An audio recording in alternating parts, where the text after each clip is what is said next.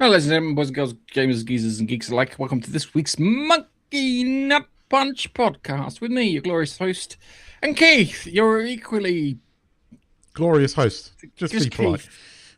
Okay. You realise that in a couple of weeks' time I can punch you for this. Because we're going to be in the same room. Yeah.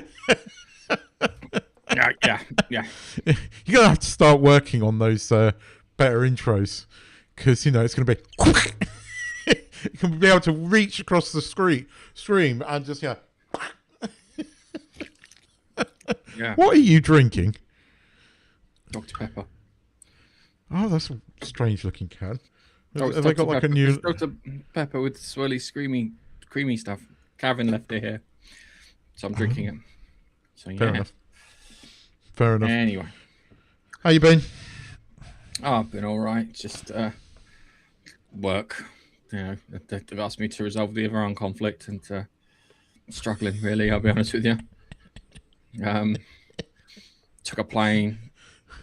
I took a plane to St. Kitts because I just got confused and booked the wrong flight. But, I said, look, can you just stop it with the planes and the bombs? And I went to the other side and said, could you just stop it with the planes and the bombs? And they went, can't hear you over the sound of us being bombed.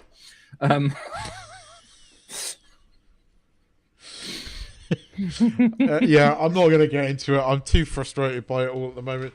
But anyway, as long as it doesn't get in the way of me flying home.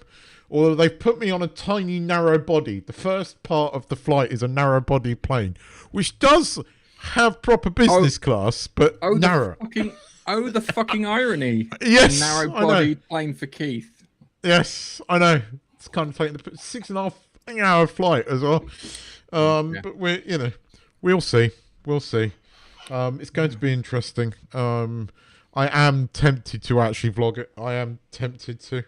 But we'll see if because it's changing all the time. So yeah. Anyway, apart from that, I'm all good. It's another week, another $1. Cool. You watch anything good? Well, the Apple stuff is reasonable at the moment. So I would say those are probably the highlights. I think I'm trying to think if I've watched anything else.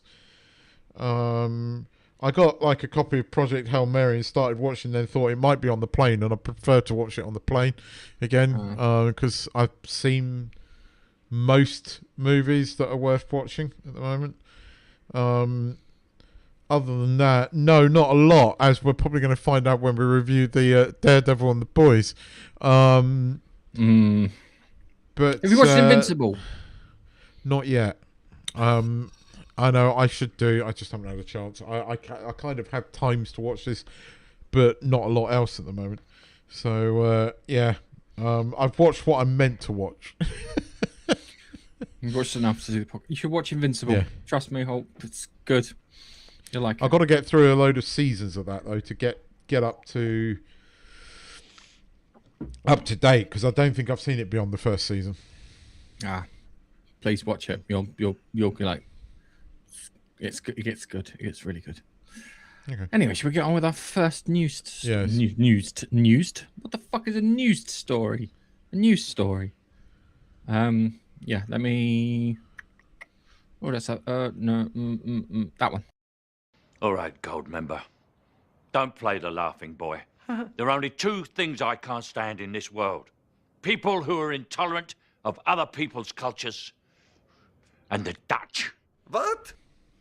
Right, alert. Maybe don't launch the photon torpedoes just yet. The original comic book movie news says that Paramount has confirmed a new Star Trek movie is in development, which sounds massive until you take a closer look and realize the studio apparently said that the franchise is a franchise name out loud at CinemaCon, then immediately vanished into a nebula of zero details. No cast, no title, no release date, no confirmation.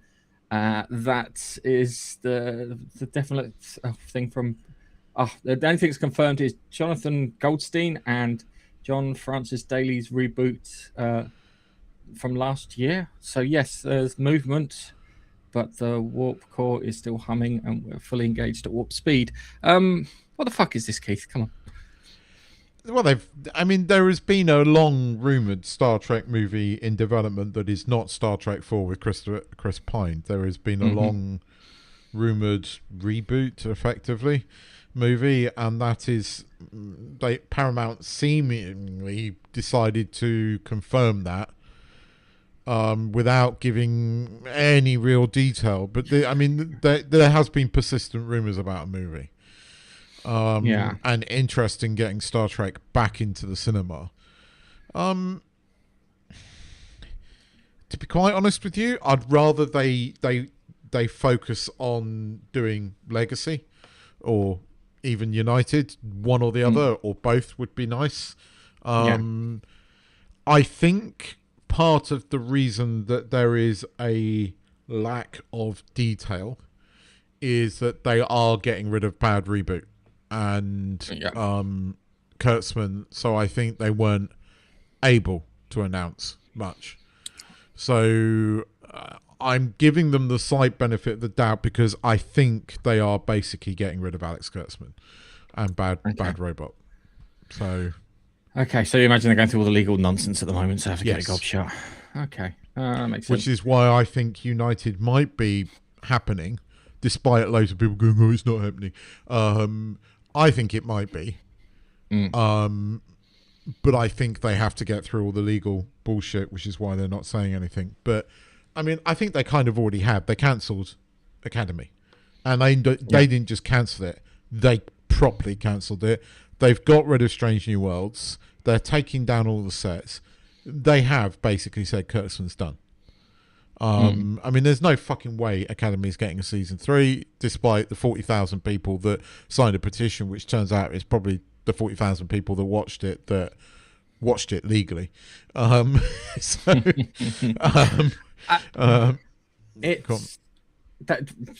if I owned Paramount, I would be looking at everything that they owned that was safe bets to make some money from. And Star Trek is probably one of the safer bets that they've got on paper. But at the same time, too, they have lost a lot of fans. When you look at the fucking ratings for Starfleet Academy, they have. But I think if they can recapture the Picard Season 3 effect, they'll get it back. I mean, don't forget that Picard Season 3 is one of the highest rated shows that Amazon didn't make on Amazon.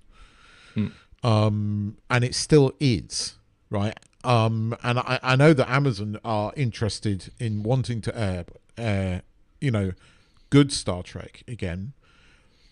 I think all it takes is getting somebody like Metalis in that then engages with the fans, like Metalis did with Picard Season 3. He engaged the people that you're not meant to talk to, that Hollywood went to talk to, all those nasty, toxic YouTubers, and look what fucking happened. So it's the one franchise that I don't think is completely dead, and it is the one franchise I think can be brought back. I don't think you can do Star Wars because, unfortunately, I think Star Wars is dead. And I think Doctor Who needs resting for a while until the BBC, has a bit of a detox, which is happening. But I think Star Trek, in the right hands, is still, even despite all the Kurtzman shit, there is still a love of this. And there is still a very passionate fan base, despite being attacked constantly by certain people. I think there is still a lot of passion for Star Trek out there, and I think it can come back. It is the one thing that I think can. Done right. But I think Legacy, they still want Legacy. United would be a good start. Yeah. It's just there's a very very bad attitude in the Star Trek camp, and the one character that I did like in Starfleet Academy, played by Gina Asheray, she said something incredibly fucking racist. Did you see that? No. Where it was, did you not see that? Where she said she went through there and she was like, kind of, oh, it's a shame it's been cancelled and this, that, and the other, and think of all the people working on it and this, that, and the other. It was just a fair comment. Then she got to the end of it and she completely ruined it by saying, "Don't let them whitewash Star Trek." Okay. So it's like burning Star hell. Trek's never been whitewashed ever. Ever. Yeah. It's never. Oh dear God. Yeah, I know. Yeah. It's one of those things. It's like one of most of people's favorite captains, bloody Cisco. Yeah. And my biggest problem with him is he started off as a commander and not as a captain. I mean, the thing is that these people just mimic this bubble of Hollywood, and they just have to keep on mimicking it. I mean, I don't know. Have you seen a trailer this week? I didn't include it in here because it's so unbelievable that this is coming out, that somebody in the studio, didn't like even a year ago go, let's tax write this off because it's going to flop really hard. It's that Sacha Baron Cohen comedy where, get right, Gareth, see if you recognise this. Sacha Baron Cohen plays a toxic male that's full of toxic masculinity, right? Gets hit over the head and wakes up in a world that's been completely reversed, where it's toxic femininity. So all the females are like the men, and all the men are the women. So it's a woman's world.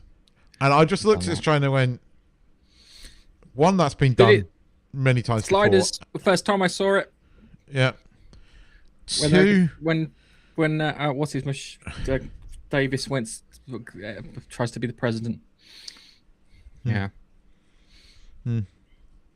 I mean, it's just watch the trailer. We won't put it on here. Just watching, you'll know what I mean. I cannot believe the studio didn't write that off, which just tends to make me think that people in California are still living in a bubble, especially in Hollywood. But I think it's beginning to burst. It is interesting that they announced this movie, that they confirmed it's happening, because it has been heavily rumored. And I do think it's going to happen. It's going to happen without Klutzman, and they're just trying to get rid of him. And then I think Star Trek will come back. I don't think they're putting Star Trek to rest. I think they recognise that Star Trek can make money in the right hands. And Academy wasn't Star Trek. Academy was a pile of crap. Yeah, and they knew it. Yeah. I don't get these people. I don't understand these people. I think that they are separate from reality, shall we say? When after Hollywood's golden years were after the Second World War. Yeah, they had that's when Hollywood kicked it off. Yeah, and then when they had their second kind of renaissance, it was after the fucking Vietnam War.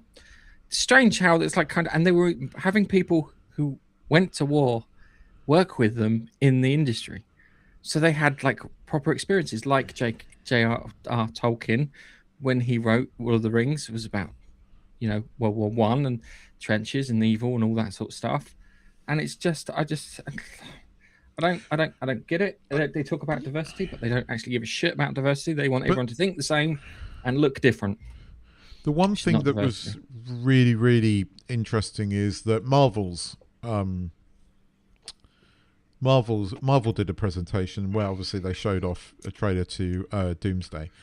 But one of the things they put up on screen was so many movies have made $33 billion. Now that's fucking impressive. Right? I mean, billion. Okay. And then somebody went and worked out. Do you want to 27 of that was pre-Endgame. Oh dear. And they they didn't put in all the cinema cuts properly either. The cinemas get their cut. I mean, the 33 has been reasonably well confirmed, but they've obviously been caught hiding a lot because movies, since Endgame, they've spent a lot more money and hidden money, but it wasn't. I mean, that alone is an interesting figure. Take away. So, I mean, Marvel had a golden day. I mean, that's long gone. Just hearing some of the details of the trailer, Ant-Man's going to die. I know. I've heard that they are going to wipe out Tobey Maguire's universe at the beginning. Okay. Despite what everybody keeps going, oh, it's not Jean Grey in Spider-Man 4. Yes, it is. Yes, it is.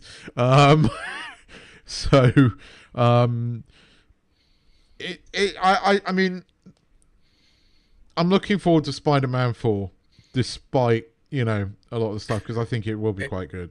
I think it's going to work, and the reason I think it's going to work is the fact that Sony and Marvel kind of bash heads, and because they bash heads, they have to come to a compromise of sorts, yeah.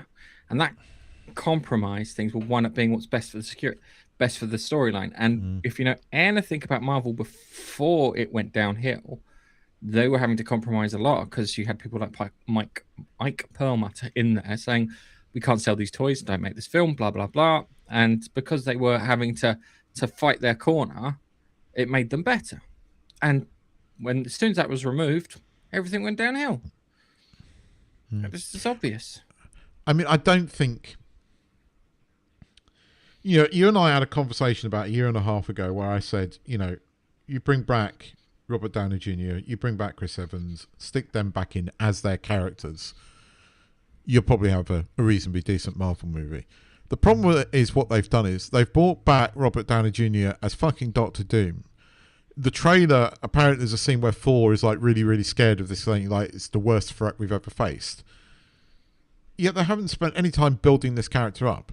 No one knows, okay, if you're a comic book thing, you know who Doom is. But is he tougher than Thanos? Is he more of a threat? See, the thing they did was, what they did so well in Phase 1 and 2 was they built Thanos up over time. You had this threat in the shadows that when he eventually came out, was awesome. And, Infinity War, which to me is still one of the best Avengers movies, is... sorry, I've just seen the comments. I know. We'll get the comments. I mean, I don't like Endgame that much. But I can't see what they're going to do with I can't see how this is going to work with Robert Downey Jr. as the bad guy unless they are hiding behind that he's going to somehow resurrect Tony Stark.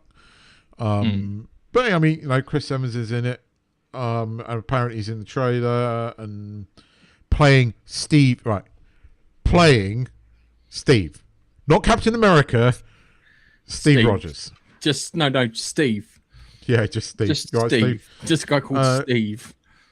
Could be a plumber. Steve the plumber from a parallel. If they are seriously going to bring him back and not have him hold the shield and be in the uniform, then what is the fucking point? Oh no, because we can't do that because it means that the shield's going to be handed back over from Black Captain America. We can't do that. There's a bunch of pussies. Anyway, shall we move on to the next story? Yes, let's move on to the next story. Say, hold up, wait a minute, something ain't. Oh shit! Right, pour yourself a martini and then immediately put it back in the fridge because Bond is coming. Just not today. The Variety original story is basically Amazon MGM stepping up at CinemaCon, acknowledging the tuxedo-shaped elephant in the room and saying, yes, we know that you all want a new James Bond actor, but calm your tits. The search is being handled slowly and carefully, with Amazon stressing that they are taking deep care and respect rather than throwing a random handsome man into a dinner jacket and hoping Twitter survives the blast radius. It's Henry Cavill, for fuck's sake. There, job done. I've done it. I've done it for you. Yeah, seriously, man. There's I don't know. Is it? I don't. It's like when you sit there and think, well, this should be fucking easily. There's Henry Cavill, and then there's what's his mission, Aaron Thingy, who was in Tenet, and yes. Aaron Taylor Johnson. That's it. Thank you. See, but you keep hearing. I mean, yeah, but there's the guy that was in the Apple Second World War bomber thing, and he was one of the pilots in that. And he was also in the Harry Potter spin-offs as the brother. That's another person that's been heavily linked to the role. Tom Holland got fucking linked to the role this week. I mean, I get why. He's a midget. He's a fucking midget. But he does. I like look a him, bit but like, he's tiny. I know, but he does look a bit like the game James Bond. Because they released a credit scene for that this week with a song done by Lana Del Rey. The game James Bond is based off of an Irish actor who already. I know. He was in Dexter New Blood. But the rumor is that they are going down the young Bond route. I agree with you. Cavill works for me as Bond.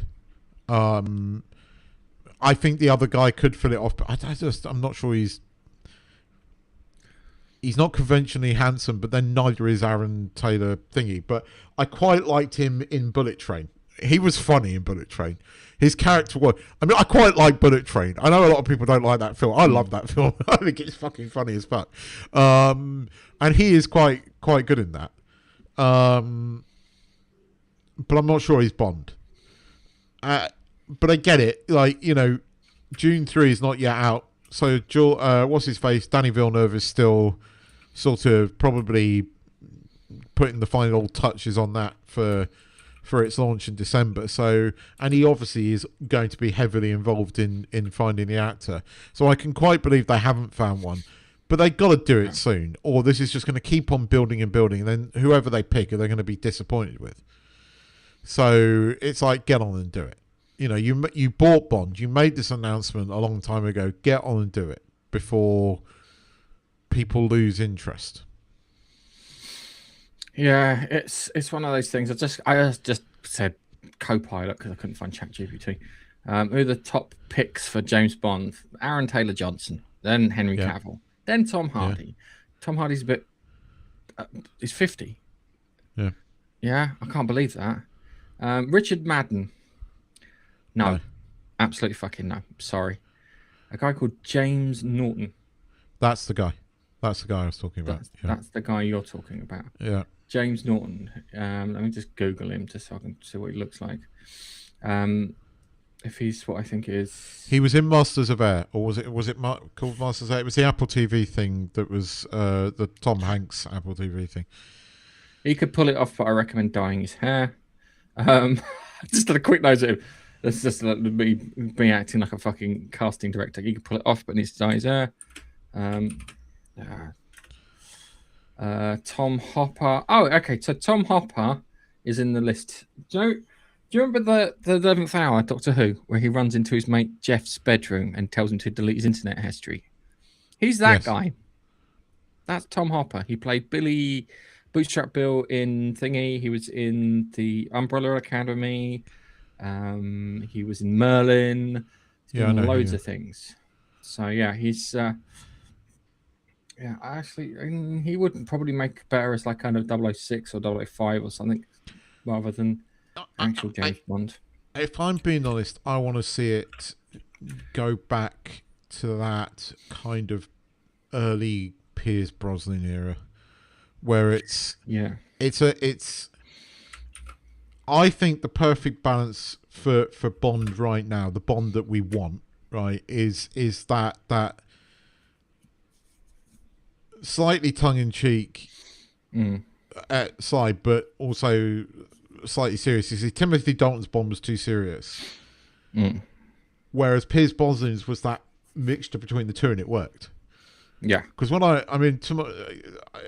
still love GoldenEye. I still love Tomorrow. I actually probably some of my favourite Bond films are the Pierce Brosnan era. Don't get me wrong. I love all the classics. Yeah, but those Pierce Brosnan Bonds were really good. Yeah, no, I have to say, with the exception of the last Pierce Brosnan one. Yes, I agree with you.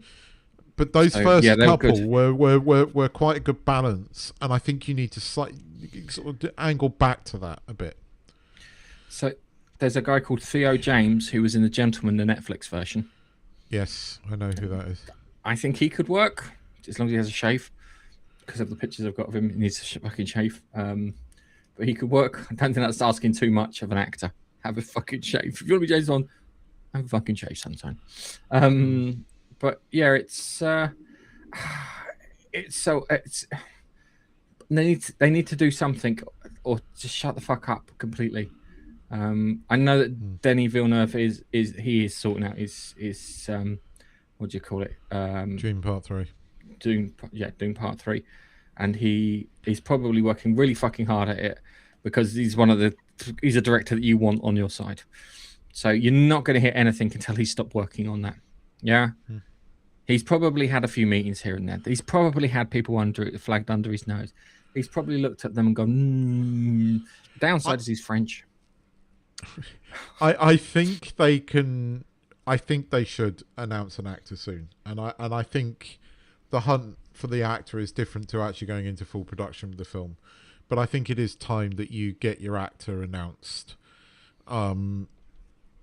because I mean it's been a long time since Bond, the last one, and I really didn't like the last one. I loved Malik in it as the bad guy. I really quite like his bad. I don't like how that film ends, and I think it was a huge mistake, and I'd rather forget that. I think what they should have done, is they should have done it. So you saw him standing at the top of the missiles. You see him stretch out his arms out, and then you cut to the area. He's not there. Bombs go off. Yes, and that's it. I agree with you. And then it's like, did he die? We don't know. And there's a mystery. And then people are talking about it, and then it becomes a thing. And you tell Daniel Craig to fuck off the MGM lot and never come back because you're not wanted. Such a miserable cunt. Yes, I'm with you. I totally agree with you. He was the worst fucking ambassador for the brand. Yes, I agree. That's it. Totally.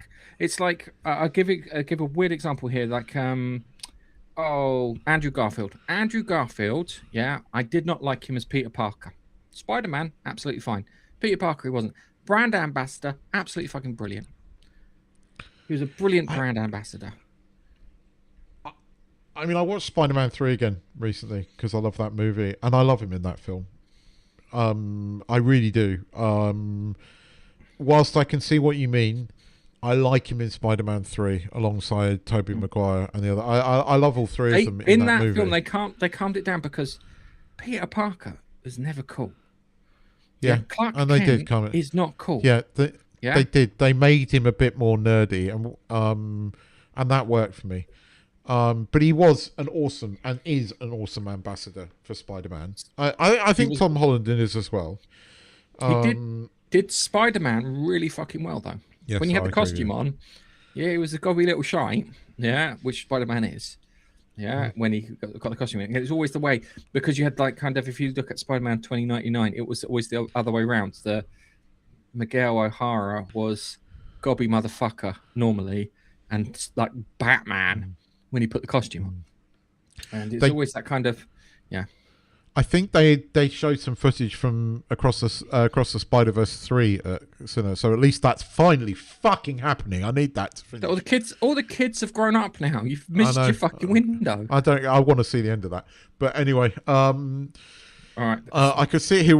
I'm introducing bits from the cinema con, but I couldn't find stories about all of it. But yes, come on, let's because this next one actually is making me smile. My name is Jeff. The original Hollywood Reporter story puts Top Gun 3 property back in the air. Paramount say the sequel is officially in development. The script is underway, and the key Cruise Bruckheimer partnership is back in play too. That meaningful update is because the project has been floating around since early 2024, when a new installment was reported with Maverick co-writer, oh my god, Aaron Kruger was involved. I have no idea how to say his name. The supporting coverage mostly confirms the same fact, but it also keeps the hype in check. Variety and the LA Times back this up with Cruise and Bruckheimer's return, whilst EW people and the playlist make clear that Paramount has still not revealed a director, a release date, a plot, a wider cast. So to be honest, the read is confirmed, while the sequel is in active development but doesn't have a finished flight plan. They've confirmed it. I'm Right, up can for I just point? Can I just point something out? Top Gun 2 comes out, yeah, and then it happens in real life a couple of years later. it. And the joke that I made, you could have done this with a couple of F-22s, wouldn't have been a problem. Yeah, actually fucking happens. So I'm worried about whatever they put in this film a couple of years later down the line. It will happen for real. Bear in mind, I'm really concerned about that. Bear in mind, the team that made this made F1 movie. So they made Top Gun Maverick, which is a really fucking good film. They made the F1 movie, which is a really fucking good film. In terms of what we kind of want right now, it's the F1 movie, great escapism. Is it Oscar-winning material? No. Is it really good fucking fast food movie? Yes. It's a feel-good movie. You came out of that and you were pumped. You were entertained for 2 hours. Yeah. That's what Top Gun Maverick did. If they can do that again with Top Gun 3, I'm fucking there for it with spades. Because it's the kind of movie I want to see right now. Do you want to hear the funny thing? The F1 movie makes me want to get up and run in the morning. The problem is I wake up and go, no, I'm not doing it. I go to sleep. It's like, I think I should run because running in the morning, that's what I got out of that film. You should be running in the morning, Gareth. But it wasn't, it wasn't because it was F1 that made that movie so good. I mean, don't get me wrong, I'm a huge F1 nerd, but it was just a feel-good story. It had goodies, it had baddies, it had fucking, emotion. Was it the greatest story? No. But it was hugely entertaining. It was unashamedly masculine. Even though, you had the female engineer in there, it was unashamedly masculine. And we need films like that right now. We need films like that. There's nothing wrong with films like that. You want to do a Top Gun 3, as long as it holds up against Maverick, I'm there for it. I'm there. I liked Top Gun 3. I liked some of the Top Gun 2. I liked the characters in it. Bring them back. Bring back what's his face as the son again. Make him, when he's given a good role, he is actually quite a likable actor. So bring him back. And I think this could be quite good. I know that we are hugely critical of not being original in Hollywood, and I am, and I stand by that. But actually, Maverick was really fucking good, and I'd like to. This is one sequel that I wouldn't mind seeing if they make it in the same vein. They make it in the same vein. And by God, why he can still walk, fucking make it, because I reckon at some point, whatever fucking magic potion that Tom Cruise is taking to look younger than me, it's gonna fade at some point. Yeah, it's one of those things. It's like weird because I always felt that in the last couple of Mission Impossible movies, he should have gone grey, so he looked like the guy from the original Mission Impossible TV series. Oh, I can't remember the actor's name now. I can picture him. And I'm sure he was in Airplane, too. And I can't remember his fucking name for love nor money. But yeah, there's some they can do some bits. There's plenty of stuff they can do with planes. But just remember, F-22. They didn't. Okay, it was a B-2 bomber, but it still happened, and it's still weird to think that something like that. Well, we made a joke happened in real life, so I'm a little scared for that. But hey. So let's move on to our next story. Say, hold up, wait a minute, something ain't right. Right. From fans gather round the Nightmare Tree because this one's about an update where the headline sounds small, but the emotional damage could be enormous. The original Screen Rant piece says that season 4 is finally tackling one of the show's biggest, longest running complaints. These people are trapped in a murder town surrounded by monsters, visions, tunnels, creepy children's reincarnated weirdness, and somehow they communicate like they're on a separate mobile network without a single bar of signal. Harold Perrineau addresses why the characters may finally start talking to each other properly and honestly about time. And it's about time. The monsters are bad enough, but the group chat has been broken. Is he pissing about the dialogue? Yeah, it's... I always felt that that's not the one thing to fucking address. You know what the one thing to address is, don't you? We know what the one thing to address is. If you're going to do a mystery... Oh, no. Yeah, fucking answers. The dialogue's fine. You see, this is why I won't watch this. You've kind of... I watched some of it, and I felt this feels very Lost Guess. And that initially put me off, right? And then I thought, right, if it lands... I'll watch it if it lands, if the ending lands. And everything you've said about it so far, it just keeps putting me off it. Because it's like, there are no fucking answers. It's just going to frustrate the shit out of me. I mean, they are meant to be putting some answers into season 4, but I'll believe it when I see it. And if it's a fucking smoke monster, I'm done. No, so there is a through line through it. And I can't remember if it's The King in Yellow. There's a story called The King in Yellow. It's about a play. And anyone who reads the play becomes part of the play. Yeah. And it's like that. It's supposed to be like that, but with this story. So you've got the idea of The King in Yellow. And that's why you've got this. There's a picture of this guy in a yellow suit that turns up. And then at the end, he turns up and kills one of the characters off. And it's one of those weird... If you ever know, SCP have these things they call cognito hazards, where if you think about them, they become a hazard to you. And this King in Yellow thing is supposed to be this kind of cognito hazard. Yeah, King in Yellow. And it's, The King in Yellow is a supernatural horror story by Robert W. Chambers. It encounters cosmic entity that can cause madness. And I think it's all around this cosmic entity called the King in Yellow, which is holding them all there in the town, including his little pets that are eating people, who he tells him you can't eat people if I say you can't, and this, that, and the other. And he's the one running the whole show. And they're in his little bubble or whatever it is. So it's how they take down the King in Yellow. So yes. But I mean, they just haven't revealed anything yet. But I put this in here because I saw it pop up and I thought, okay, I'll stick it in there for you. But I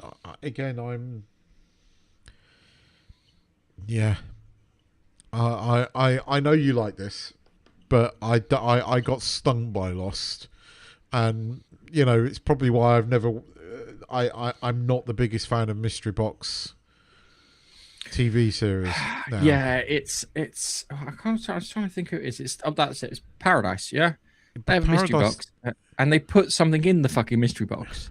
Yes. So, and Babylon 5 was great for doing this too. And even the mystery boxes that weren't answered, he then answered after the series, saying, for example, there's an episode where Kosh is having a chat with this cybernetic guy called Abbott, along with Talia Winters, and he's recording her memories and stuff. And that was put in there so they could bring her back at a later point and you wouldn't feel fucking cheated. But it never happened. And he said, that was my trapdoor to get Talia Winters back in if she wanted to come back into the TV show, which is great. But JJ doesn't put anything in his boxes, but he hasn't had anything to do with this. And I think the Russos have got something to do with this more. So I'm fingers crossed that it pans out, and I think I have to see if I can read this King in Yellow to see if it is what it is. I get that you hold out because you've got into this, but I'm gonna wait. If it sticks the landing, I will watch it. Because I do kind of like these things, but I've been burned one too many times, especially with fucking J.J. Abrams mystery box bullshit. And there's nothing ever in the mystery box. I mean, that fucker gave a TED talk about mystery box. I mean, like we covered it last week, where Bad Robot's effectively done, and I'm kind of happy about it because he kind of deserves it because he's a hack. What are they done? We don't know. It's a mystery box. Just saying.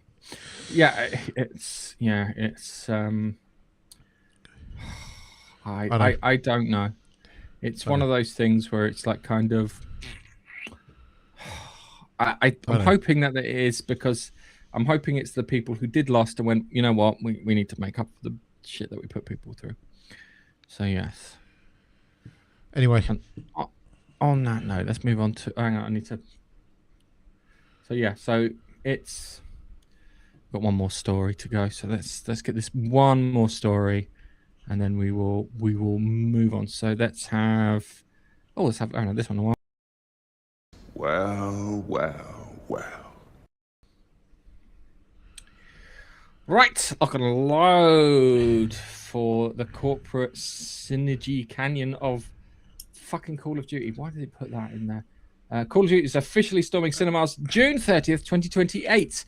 Where the original Variety post says that Paramount used CinemaCon to plant the flag with Peter Berg directing and Taylor Sheridan writing.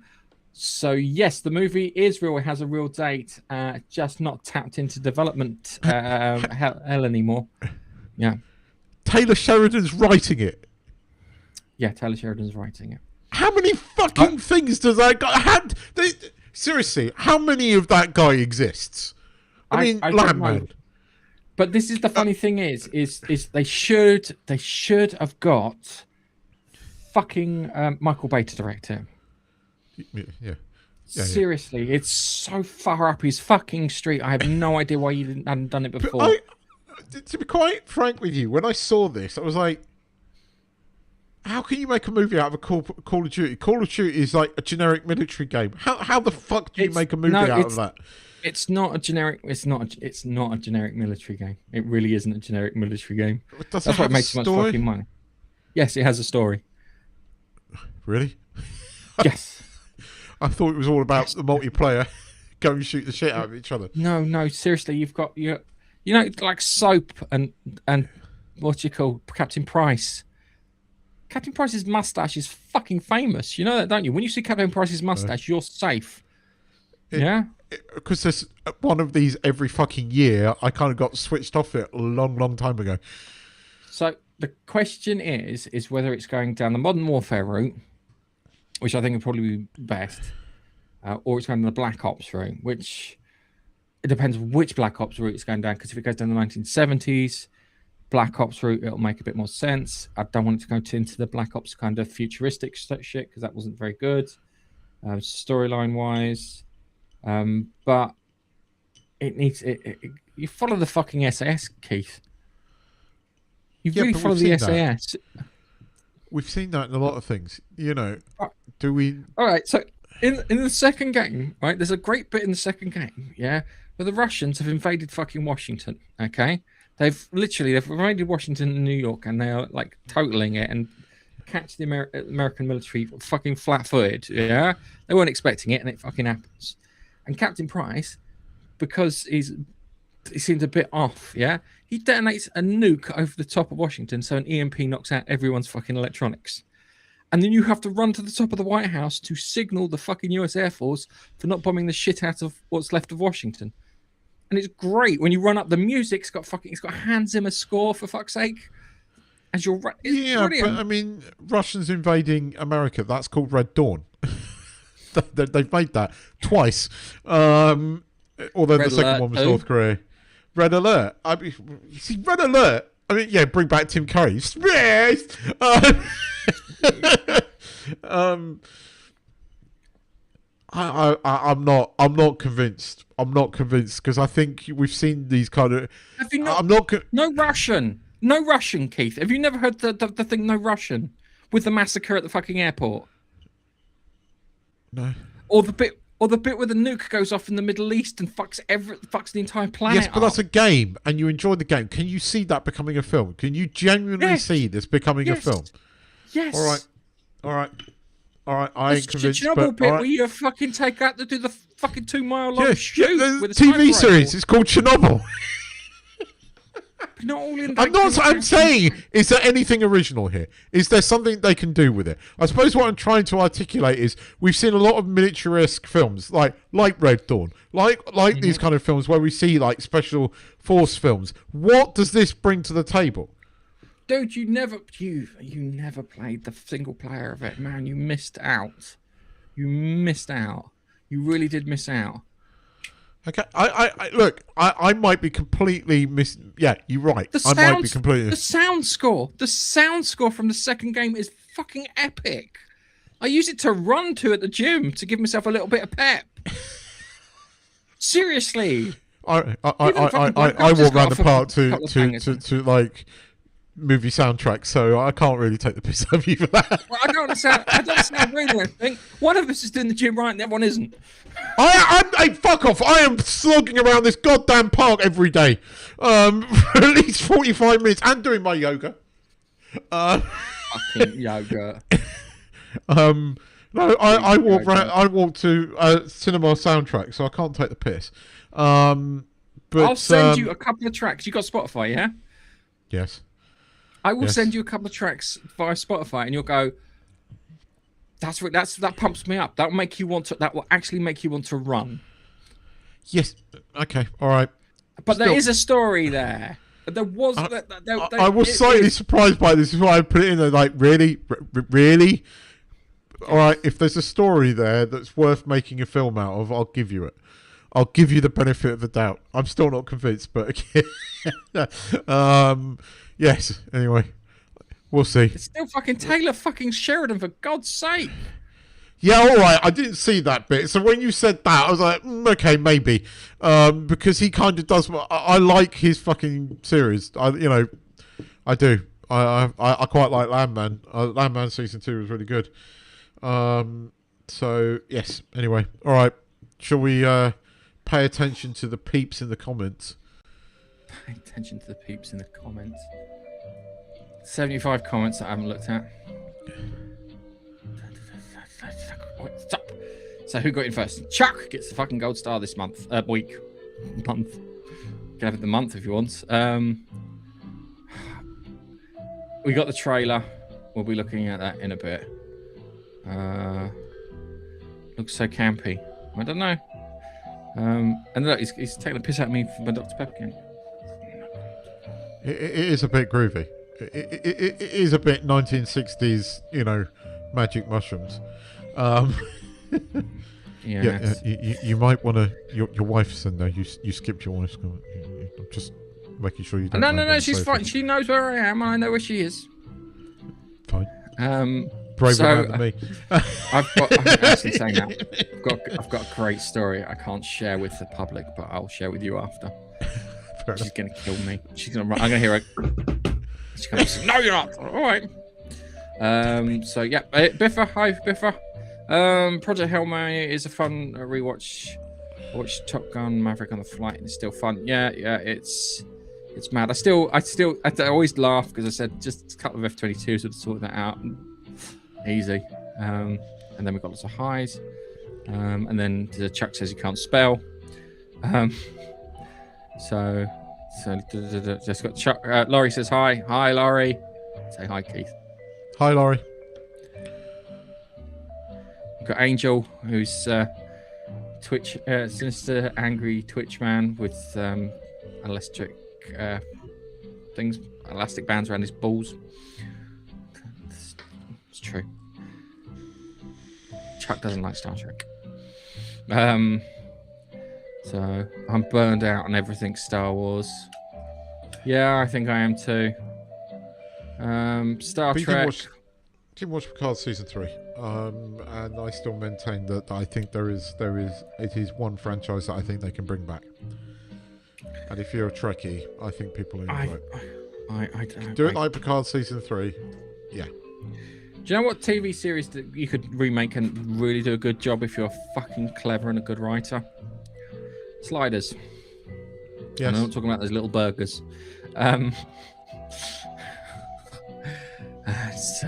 So yeah. Yep. Right. Yeah, so the Hail Mary's at least new to me, says Chuck. Toxic masculinity, lol. You mean masculinity? Angel's written toxic masculinity, the kind of toxicity that stormed the beach of Normandy. Yeah, so toxic. I loathe the woke nonsense. I am with you, buddy. It's that.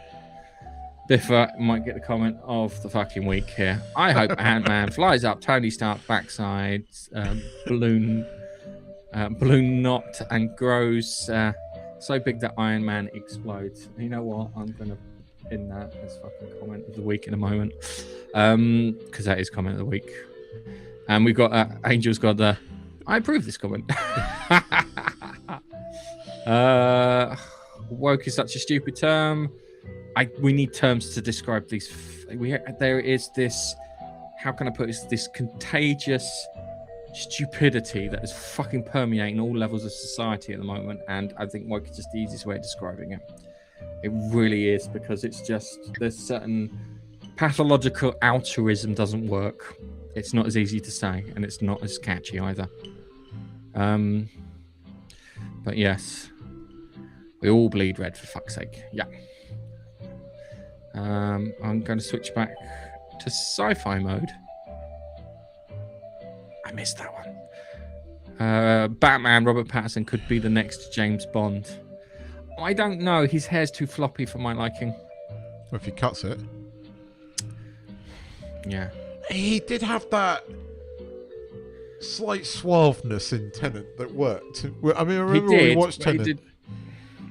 Yes, okay, he's got the floppy hair, make him cut it, but, you know, I'm not completely out of the realms of impossibility. Yeah. See, I misread that. Yeah, when it's like crazy today, it's 80 Fahrenheit. Tomorrow is, yesterday was 80 Fahrenheit. Today it's 34 Fahrenheit and snowing. I saw that, and I saw 34 double F and showing.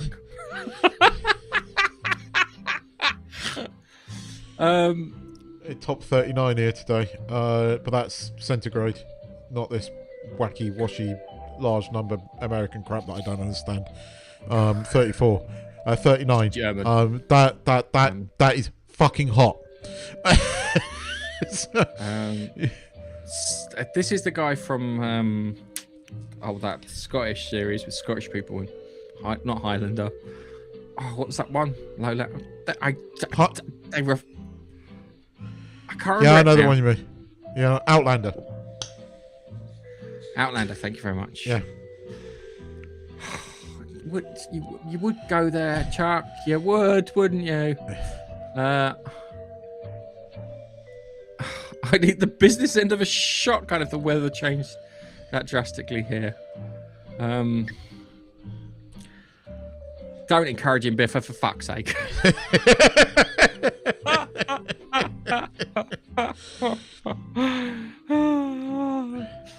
It's a wild angel. It's been easier so far. Let's talk about the bloody weather. Send it here. Send it here, please. Fucking melting here. We walk out and I literally do it every day. I'm melting. It's that fucking bad. The neighbours come out and goes, "That's the British guy. They're not used to the sun."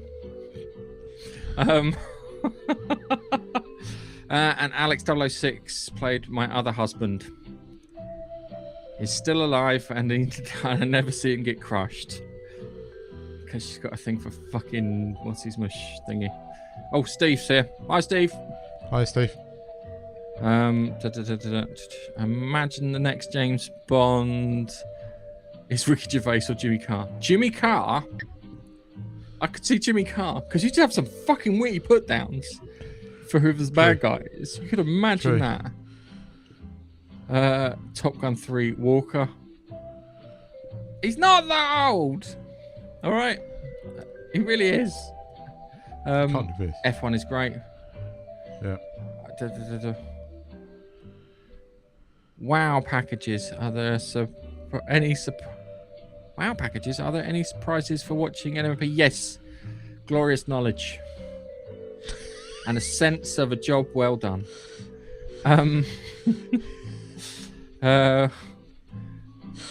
Yeah, Chuck gives free. I've got stomach. Chuck's giving me. I've got a lovely soft white hoodie.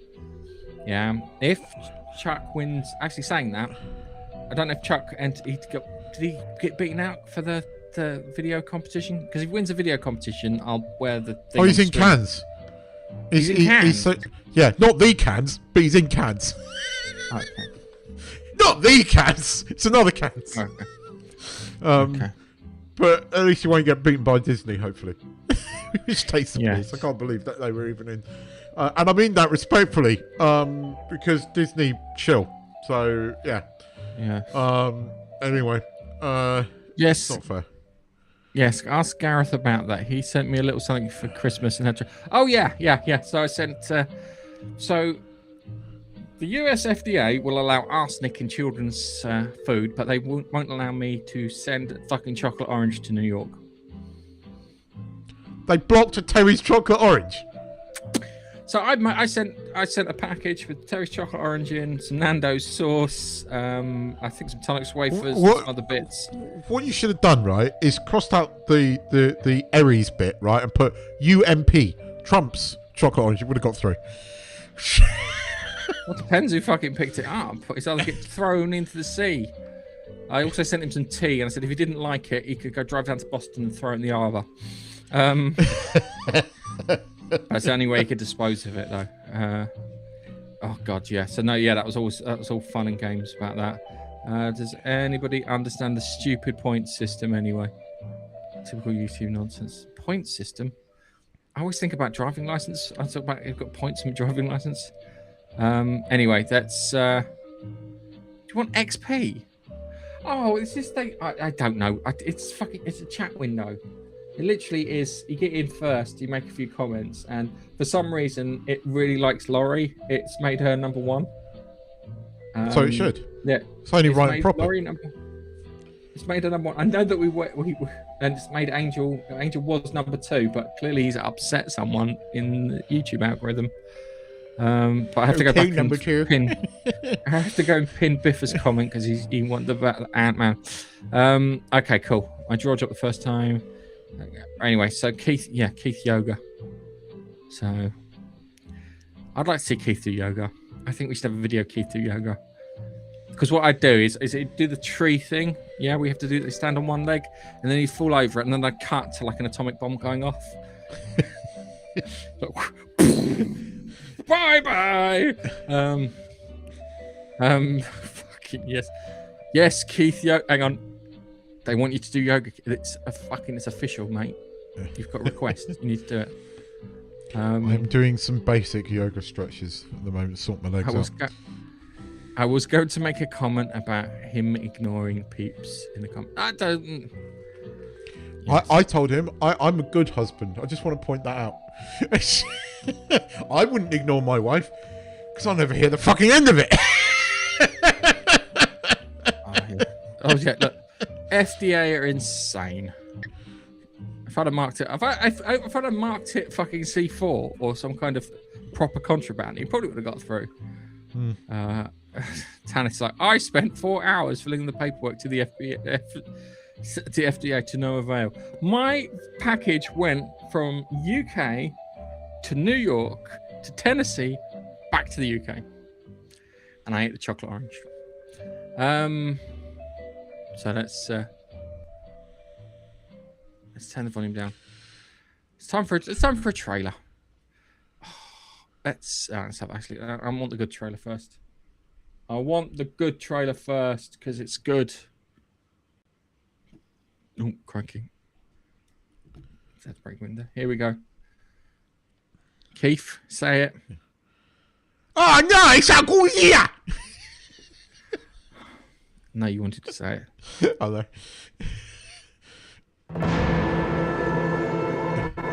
If their operation fails, maybe we'll finally get to use it. Abort third drop. Repeat. Abort third drop.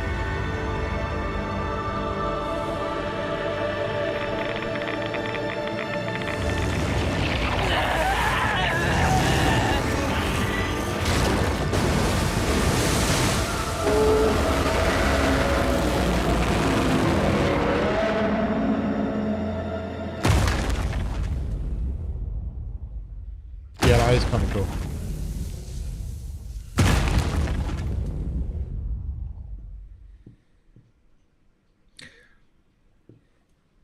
Turn the volume down here. So, let me have a pick. Let me have a go at picking this part for a second. There's another Titan in there. Yeah, there's another Titan. So I think it goes as follows. The US nuke something. They make another Godzilla-style creature. They go, what happened to that one that fucked over Tokyo? And they went, well, we buried it in a trench just outside Tokyo. Went, then chance you could bring it back. And I think that's I think that's how it started. So I think this is the aftermath.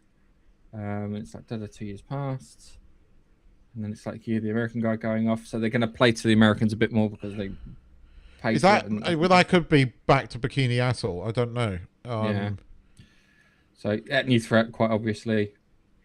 That's the girlfriend who survived the nuke getting nuked in the face. Clearly, something's gone really fucking wrong there. And then we go back here, and then this weird blue shit here. Yes. Yeah. Whatever this is, something's causing it. That's probably the effect of whatever the new Titan is. And then we go here. I think this is when they wake up. They pull Godzilla out of the fucking trench, and he pissed. He very pissed. He like super pissed. Yeah. He got a bit of an headache. It's like, Jesus Christ, motherfucker blew half my brains out. And so the fact that he's blown my brains out that I can't remember. I've got faith in this film because it's not coming from fucking Hollywood. Yeah, simple. although it's filmed for IMAX, which makes me think that they've had a load more money thrown at them. The trouble is when they do that, that's my only concern. That is my only concern. I love -1, so don't fuck with it too much. You know, but look, you're right. You're right. You're right. I've just seen Angel's comment, but it's instantly recognisable. Right, look, right, hang on a second. I will throw in that every time there's a disaster movie, like a meteor movie or something like that, one of the first places that gets destroyed is Paris, and you always see it from the Eiffel Tower angle. Yeah, so it's not just a Statue of Liberty, okay? Next time it will be Paris. So, but it is instantly recognisable, and it is outside of America. It's instantly recognisable. Not everybody will know what Mount Rushmore is. Unfortunately, most people should, but they don't. Yeah, it's quicker. It's shorthand. Yeah, it really is shorthand for America. It's one of those things. And actually, I found that quite interesting. I thought that was cool. I love the fact that we've got some footage. I love the fact that it's going to be here soon. And I'm really up for it. I just, part of me is like kind of, the first one I found such a fucking emotional roller coaster, especially towards the end. I was like, I walked out that film going, I wasn't expecting any of that. I was expecting big lizard punch thing. And I'm emotional now. It was great. Admittedly, I fucking waxed lyrical about it to as many people as that would pay attention to me. Me too. But fingers crossed, it's something. Even if it's 80% as good as the first one, that sounds odd to say. I'll give you it. That will be acceptable. It's hard to follow up. It's always that difficult second album. Yeah. Let's watch another trailer. This one. It's a puppet. That's exactly what I said. That's exactly what I said. I'm sick of this little green bastard. I'm sorry. Of the Mandalorian bounty hunter and a child. I only hunt Imperial war criminals. I'll take out every bad guy in your deck of cards.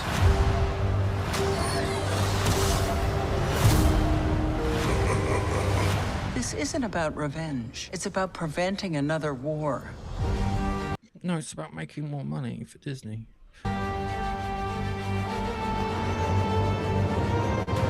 Before going into harm's way, check your armor first. We're protecting everything the rebellion fought for. Good luck. You're gonna need it. Hey. Oh, the horrible baby. The bad baby. Strap in.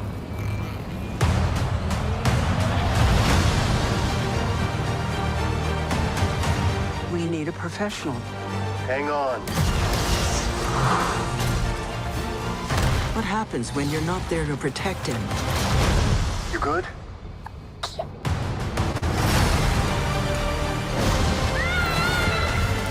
I'll be right behind you.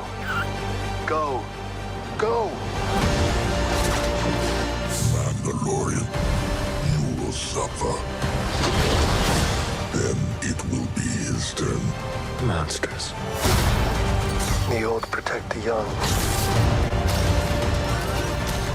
young.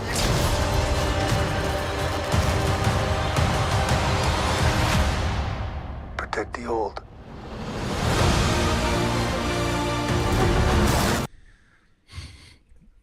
Can I make a fucking comment, please? I need to make a comment. Go on. Yeah. If I gave this to Chuck, yeah, and I told him to make a fucking trailer, I know that he'd do a fucking sterling job. Yeah? I know for a fact he wouldn't use fucking word art in the fucking thing. Is that not word art? That is fucking from 1998. He would have done some weird masking shit, and it would have been like half cut out, half in space, half fucking bits of it. I know that he would. Someone paid for this. Just saying. It's time. Did the Razor Crest come back? No, it's a new one.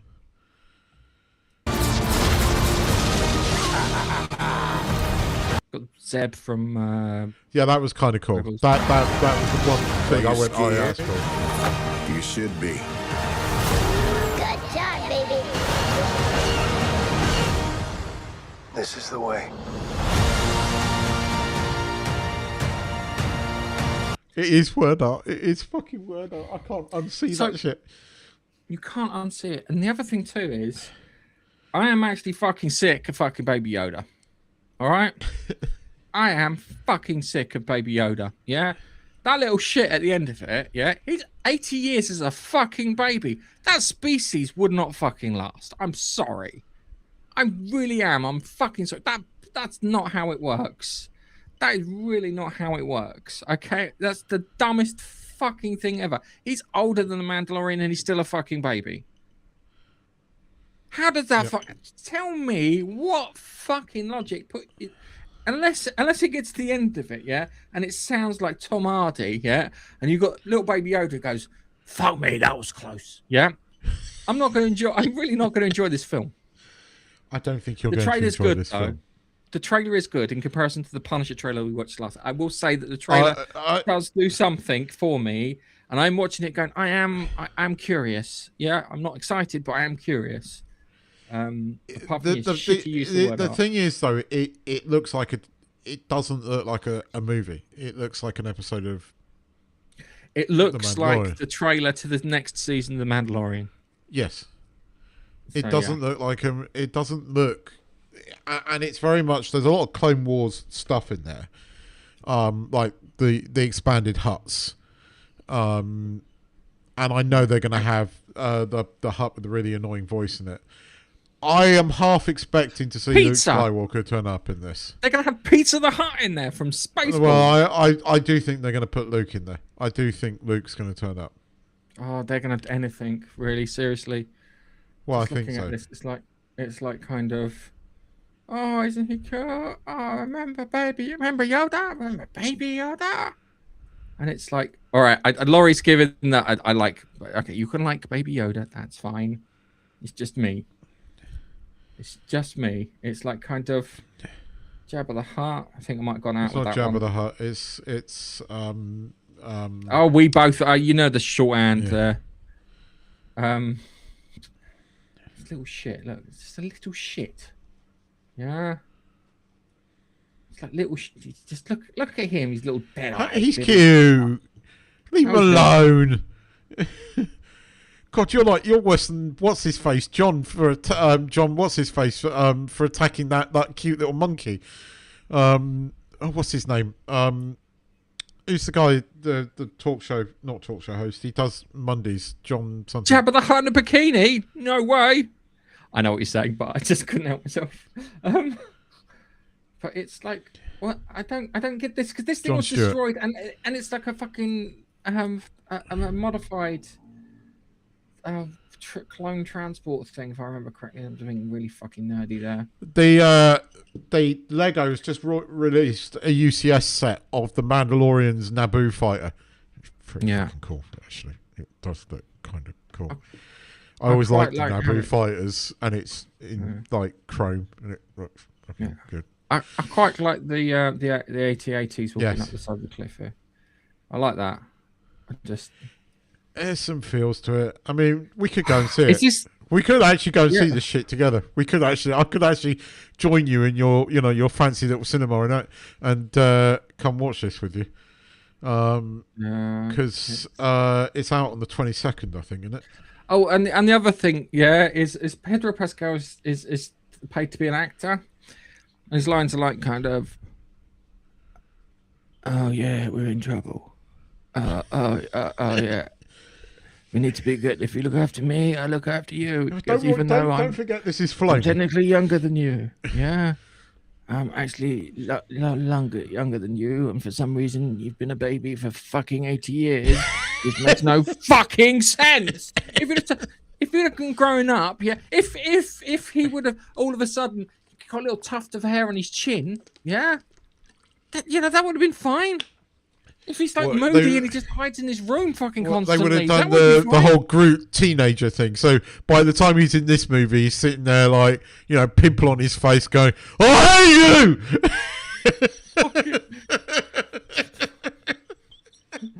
Yeah. the Kevin years. Yeah. "I hate you! I'm not your son! I want to divorce my parents!" Yeah, true. All right. I'm trying to figure it out, Chuck. I've got lighting. I've also got a green screen, so I could probably project half the shit that we're watching behind us as we're chatting, but we'll figure something out. Okay, so it's... How can I put it? I'm just... Part of me's like, yeah! And then a part of me's like, oh, no, not this shit again. I want to see Jabba the Hutt swole, And I know it's not Jabba the Hutt, but it's like kind of no one cares. Yeah. No one cares. That's the truth. No one really gives a fuck. Yeah, it's Jabba the Hutt to everyone else. If you think people care about that shit, you're wrong. No one cares. They care about. They don't even think that's a fucking Mandalorian. They think it's fucking Boba Fett. Yeah, they think it's Boba Fett played by Pedro Pascal. So yes, you guys go and watch Devil Wears Prada. We might actually. It's Gareth's favourite. It was originally Gareth's favourite movie. Didn't you know that? Oh, he loves a bit of that.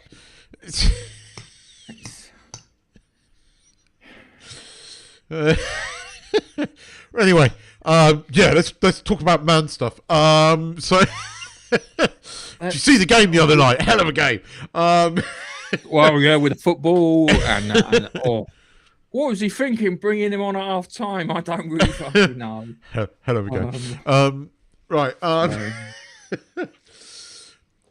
So what are we going to talk about first? I don't know, Daredevil Board Again or The Boys. And The Boys is it feels very fucking off the rails. It doesn't feel like it's paying any attention. I told you Soldier Boy was still around though. They killed him again. I don't fucking know. I don't know if I know if I don't care. The problem is I like Jensen Ackles as an actor, so he's quite watchable on TV, if that makes any sense. So when he shows up, it's like, oh, it's Jensen Ackles. I like Jensen Ackles, and then it's like, oh yeah, I'm watching The Boys. That's how it goes. I just forget for a moment, and it's Huey seems pointless. Butcher is not Butcher from the comics. The closest Butcher's been is probably in the first couple of episodes of the first season. Yeah, all he does now is turn up and go, yeah, cunt. That's all he does now, isn't he? What cunt? That's all he does. That is all the Butcher does. I do like it. Like that does put a smile on my face. It does because the rest of the series is so freaking shit. So Cole Abraham going cunt in an English accent is still more, entertaining than the rest of the series. I'm just, I can't get excited about it. It's just. Hang on a second. Jensen Ackles, the famous northern baker for his pastries. Ackles cakes. Ackles cakes. I just it's annoying because it's not. It just feels like they've genuinely lost the plot. I do appreciate the fact that Anthony Starr went, "I'm not fucking doing this anymore." Did you know that? Yes. He was like, "I'm not doing this anymore. This is it. We wrap it up this season. Job done." And it is just yeah.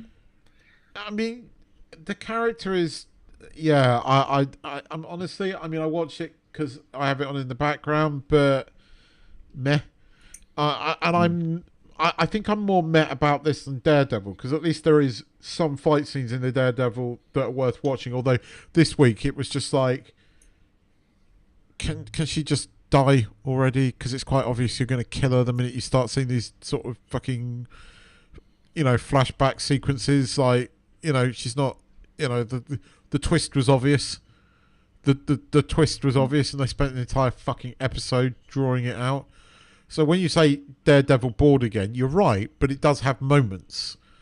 Like, him running through the streets and then leaving, and I'm still waiting for Jessica Jones to turn up. We're in fucking episode 6 already. I think I don't fuck. I don't know. I don't know if they know what they're doing with this TV series. No, I don't think they know what I they're doing think with this. me and you, with 12 post-it notes and AI could have come up with a better TV series of Daredevil. The two of us could have done it. Well, we did. We could have done. Yeah, we did. We did. I mean, this.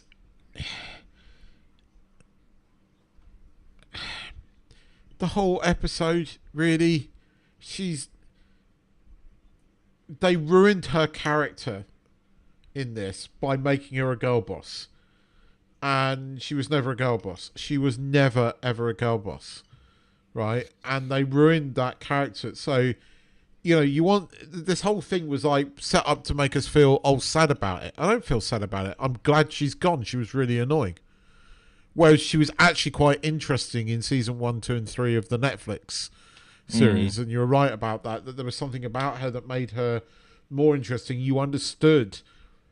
Actually, she humanized him, and that made for a more interesting dynamic between him and because there was this side of him. But because the other part of it too was that he knew that Daredevil would never go after her, and because of that he would never go after those lot. But she kind of broke that rule, which isn't right either. And it's I'm bored by her. I was bored by her and kind of glad that her character's gone. It's like, good. She was boring. Because, again, they turned her into a generic girl boss. And this is the problem. Hey, Echo. This was the problem with her. It wasn't interesting. And I'm not saying... She was interesting because she was different to, love interest in the fact that she was ignoring... And she humanized him. But anyway. I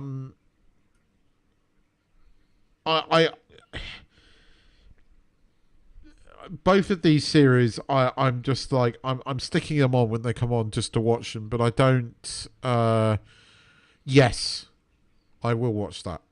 Because I want to know what it's about. And it's Spielberg, so yes, of course I am. And yes, I'm definitely going to the cinema to watch it because it's Spielberg. I don't know if it's going to be any good, but I am definitely going to go and see it. The trailer it's not a perfect trailer, but it's interested me enough. I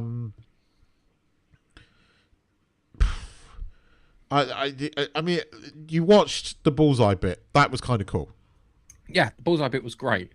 I love. It's funny because his name's Poindexter, and it did a Dexter reference in the morning when he's doing his breakfast, and then he feeds the cat, leaves, and then, and it's, it's. I don't. It's just. I don't know what they're doing with this. I don't think they know what they're doing with this. I think they've got too many non-essential characters in there. So, yeah, no, I agree with you. I'm not loving it. Monarch this week, that was fucking awesome. This week because old Russell, what's his face? His character, Kurt Russell's character, wakes up Godzilla to come and take on the other Titan, and we get a full-on fucking monster smash the shit out of each other on the beach. It was awesome, because it was like, and the way they did it, because you get the whole Godzilla like in the water coming out. It's like, oh no, it's a Godzilla, and he comes up on the beach, fucking, and he goes have at it with this other. It was fucking great. Right, and there was that really obnoxious. Yeah. I don't know if you've ever. There's a. I mean, sometimes he's Australian, sometimes he's a Kiwi guy, but you'll recognise the actor if you saw him. But he's like playing like one of the henchmen from the people that eventually make Mecha-Zilla. Right. It's also got Naomi with. I know she's English, but she's putting on a bit of a posh accent in Monarch, and she's really annoying. I mean, that was the thing. Trouble is with Naomi, right? Naomi was the worst thing about what's his face. I always found her, and when they had her on screen more, because of the whole behind the scenes bullshit, when they did like 3 episodes of her dying in space, she was really annoying. And in this, she's terrible. She's terrible. Hang on, the dying that was not her. That was not her fault. But she's not a good actress. That was the actor. I know, but it uncovers how bad an actress she is, and in this, she's even worse. I mean, she's just terrible. She is fucking what's her face Morgana from Bloody Merlin the whole way through. She's just awful. I need to do a supercut of all the times Morgana does the. And you would fill up a 45-minute episode of it. She does it 3 times average per episode. And then it gets episode. I'm not joking. I was saying the question is how long do you put it in there for? Yeah, is it just the smirk, the turn away from the cameras, mustache twirling villain sort of thing? So yeah, it's interesting. But I mean, she's there. But we had full on Godzilla smacking the shit out of another Titan on the beach, and it was good. I just like the idea that Godzilla's on the beach in a giant fucking deck chair, knotted hanky, newspaper, and Kurt Russell turns up and he just puts the fucking newspaper down, throws it on the thing, he goes, right, fire enough on. Where is this thing? Well, he calls him in, and Godzilla obliges, and starts beating the shit out of this Titan that actually is possibly a good Titan, and he tries to do it with his radioactive, his nuclear fucking breath thing, and ends up like completely obliterating the Aussie Kiwi guy that was becoming a bit annoying. So it was kind of good that he got sort of killed on the beach by Godzilla's, nuclear radioactive ray thing. But it was good. It was good. Monarch's watchable. Yeah, For All Mankind was watchable. The John Hamm thing is very watchable.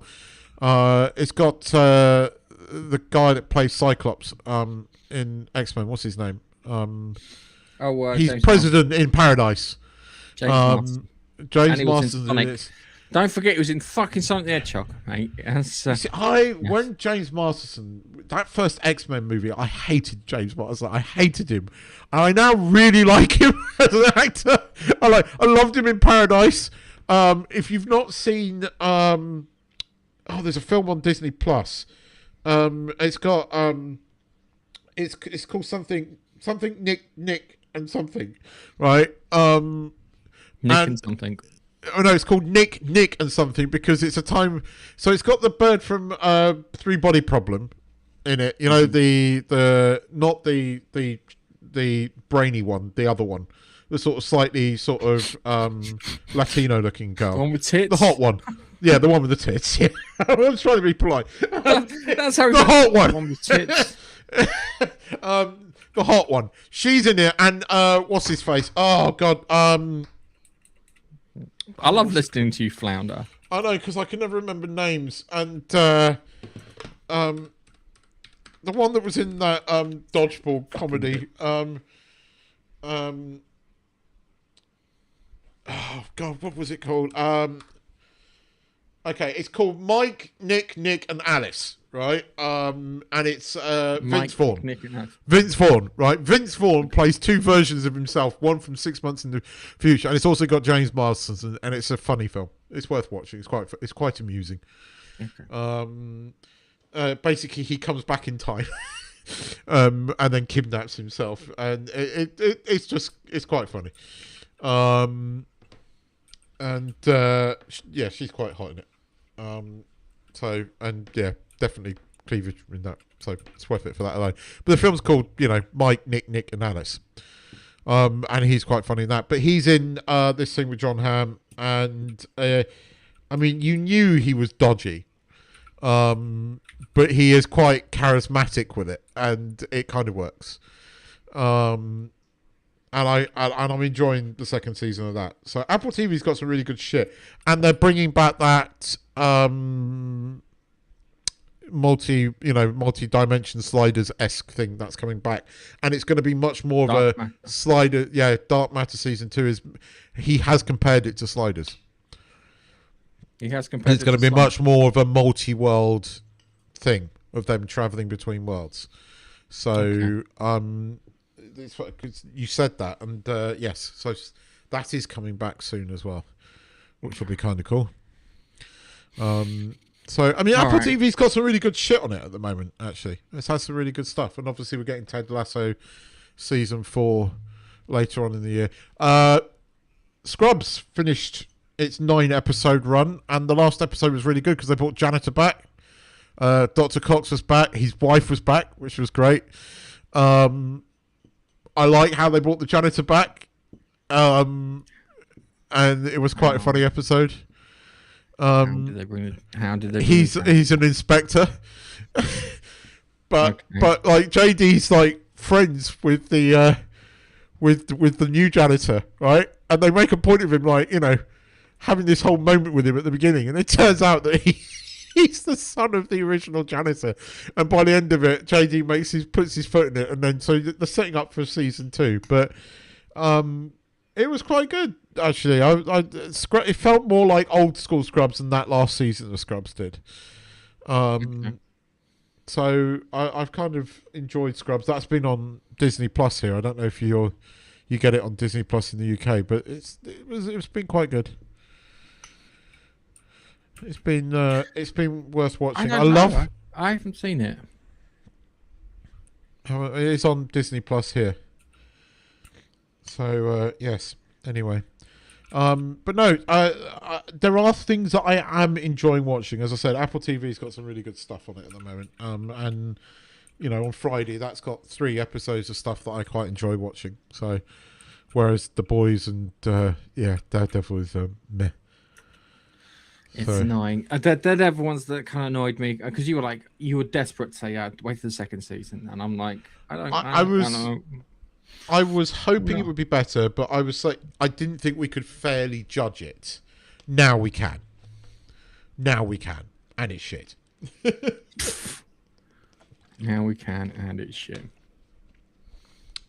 But look, there's some good stuff coming out. I mean, we should go watch Mandalorian and Grogu. We should.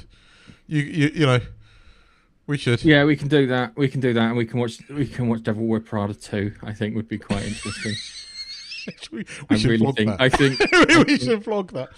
I think if you got your Osmo Pocket with you, we should do the Osmo Pocket thing. Just film everybody's reaction as you and me go. Should we go in with like Star Wars t-shirts to watch Devil Prada 2? I thought this was for Star Wars. Totally. Yeah, I'm up for that. Okay. I'm up for that. All right, guys. We'll do that. Anyway, thank you very much. Yes. And we have to sort our single camera setup when we do it. Well, we've got one more show next week, and then we'll be live from the headquarters. As long as Keith doesn't upset the FDA, he won't get sent back to certain bosses of certain countries keep their fucking trigger fingers in their pockets, which would be nice, I think I at the beginning started. The irony is that I'm on a narrow body fucking aircraft for the first flight. They got rid of my. I was going to be on a 787. I was really looking forward to flying on a 787 because I've never flown on one before. They've changed all the fucking aircraft, so I'm now on an Air 350. Although the business class looks better than the 350. But this fucking narrow body thing, right? It's like, it is a business class problem. It's like, it's weird. But at least it's business. I can't really complain. Anyway, bye. Yeah, next week we'll be talking about how Keith gets his fat ass through customs. No, that'll be the week Goodbye after. from me. But yeah, bye. Goodbye from me. It's goodbye for him, and we'll catch you next podcast. Thank you very much for listening. Bye.